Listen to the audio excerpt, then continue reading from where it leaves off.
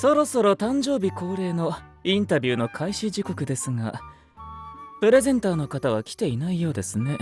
一体誰が魔法のバースデーダイスに選ばれたのでしょう。はあ、有意義な時間を過ごせるといいのですが。失礼します。アズール先輩、誕生日おめでとうございます。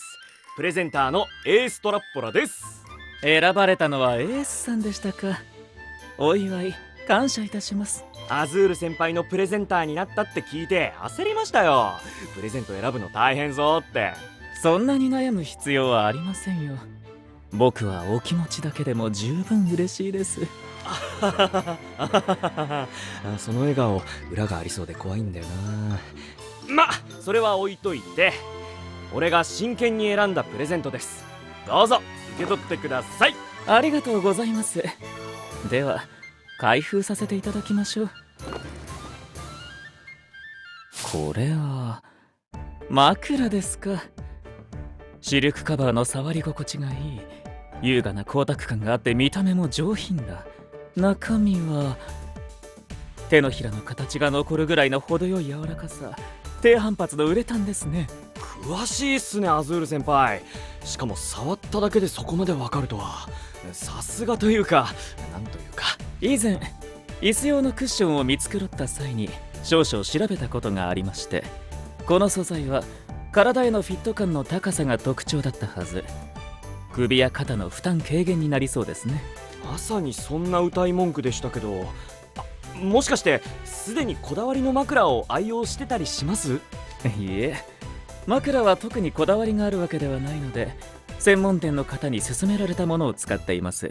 そもそもサンゴの海では枕が必要なかったので、睡眠において重要度の高いアイテムだとは知りませんでした。え？ってことは学園に入るまで枕使ったことがないってこと？どうやって寝てたの？大きな貝殻や巻貝の空洞を寝床にすることが多いです。海底ではふかふかのマットや枕は使えませんから。初めてベッドに横になった時は体が深く沈み込む感覚に驚きました。最初は慣れませんでしたね。へえ、やっぱ海と陸の生活って想像以上に違うんすね。硬い貝の上で寝たら翌朝体痛くなってそう。でも今の話を踏まえると我ながら悪くないチョイスだったかも。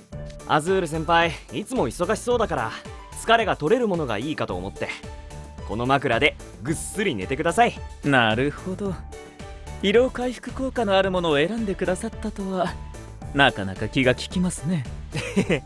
最初はアロマとか食べ物とかも疲れを取るにはいいかなって考えたんですけど、匂いって好みが分かれるし、アズール先輩は舌が肥えてそうだからやめときました。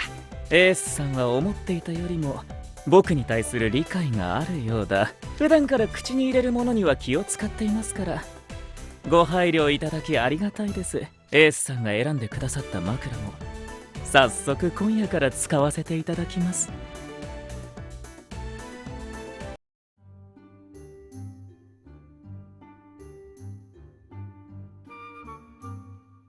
そんじゃインタビュー始めまーす。ナイトレイブンカレッジの生徒の中で兄弟にするなら誰がいいですか？ただし同じ寮の生徒は除くだそうです。そうですね。僕には兄弟がいないのでなかなかイメージしにくいのですが。言われてみればアズール先輩って一人っ子っぽい。でも面倒見良さそうだし、いいお兄ちゃんになるかも。どうすか？俺を弟にするとか。あなたの要領の良いところは悪くないんですが、どうも軽率なところがありますからね。遠慮しておきます。それに今弟にしたい方を一人思いついたので。俺じゃないの？誰っすか？その弟にしたいやつって。イグニハイド寮のオルトさんです。彼は明るく素直で何より兄思いだ。あんなにも可愛い弟に慕われているなんて、イデアさんが羨ましい。オルトが明るく素直っていうのは同感だけど、本気でそう思ってます？もちろん。イデアさんとオルトさんのやりとりを目にするたびに微笑ましい気持ちになります。彼らの何気ない会話を聞いているだけでもオルトさんの情報収集能力や演算機能の高さに驚かされる。オルトさんが僕の弟になってくれたら毎月の予算編成や売上の集計がスムーズになるでしょう。それにいつかモストロラウンジのような飲食業以外の業種に進出するとなったら、誰よりも迅速に正確な情報を集められるオルトさんのスキルは強力な武器になる。いや、まあ確かにオルトならすごいことやってくれそうですけど、それもう弟じゃなくてビジネスパートナーじゃないですか。兄弟で事業を成り立たせている前例も多い。役立つ能力を家族に求めるのはごく当然のことかと。はあ、単に可愛い弟が欲しいって言われるよりも納得の理由ではあるけど。誤解されては困りますね。可愛い弟が欲しいというのも紛れもない本心ですよ。どうだかな。ま、別にどっちでもいいけど、とにかくこの質問は以上ってことで。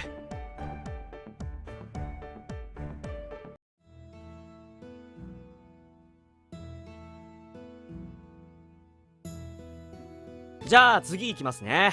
もしオクタビネル寮以外の寮に入ることになったらどの寮を選びますか？そうですね。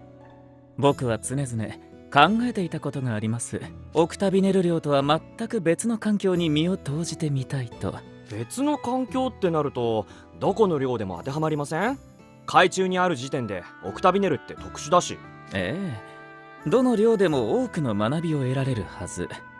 ただサバナクロウへの転寮は避けたいですね。サバナクロウ寮っていかにも体育会系のノリだし、運動得意なやつが多いですもんね。運動能力の話なんてしていないでしょう。あの寮の雰囲気が僕の肌に合わないというだけです。失礼しました。で、アズール先輩が行きたい寮ってまあいいでしょう。転寮するならスカラビア寮を選びます。実を言うと僕は前々からネッサの国に興味があったんです。僕の故郷はサンゴの海の中でも特に寒冷な海域。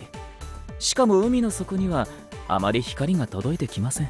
それとは対照的にネッサの国には太陽の光がさんさんと降り注ぎ、広大な砂漠まで広がっているとか。環境もさることながら文化の違いも興味深い。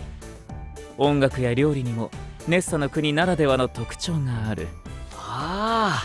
バスケ部の合宿中にジャミル先輩が作ってくれた料理、スパイスが効いててうまかったな。それは僕もご商売に預かりたかったです。料理そのものだけでなくネッサの国の食器も魅力的だ。あの鮮やかで目を引く色使いは僕の故郷ではあまり見られなかったものです。スカラビアはネッサの国の風土に似ていると聞きました。その品々を実際に見て触れることができますし、ネッサの国出身のカリムさんやジャミルさんの話を聞く機会も頻繁に持てます。伝統や文化を学ぶには現地の方々に伺うのが一番早くて精度が高い。知見を広めるには最適な環境だ。ほーん、でも理由が妙に小綺麗なんだよな。もしかして裏でなんか計画があったりして？嫌ですね。そんなことありませんよ。と言いたいところですが、幸運を運んでくれるであろうプレゼンターのエースさんには特別にお教えしましょうか。ネッサの国は茶葉やスパイス、それから絹織物の質がいいことでも知られています。どれもサンゴの海では珍しいものばかり。そう、つまり宝の山。今からネッサの国の生徒たちと親交を深めてパイプを持っておければいろいろと役に立つかと。やっぱりちゃっかりしてんな。質問はこれで終わり。さーて、お楽しみの幸運のギフトの時間っすね、先輩。エースさん、本当に分かりやすい人ですね。今日一番顔がにやけていますよ。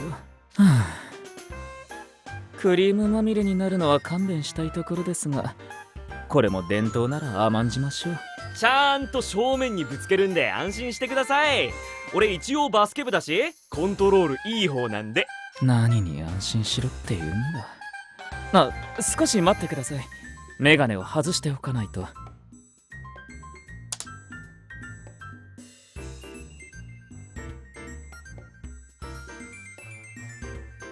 お待たせしました。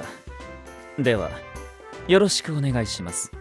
そんじゃ来ますよアズール先輩、お誕生日おめでとうございます。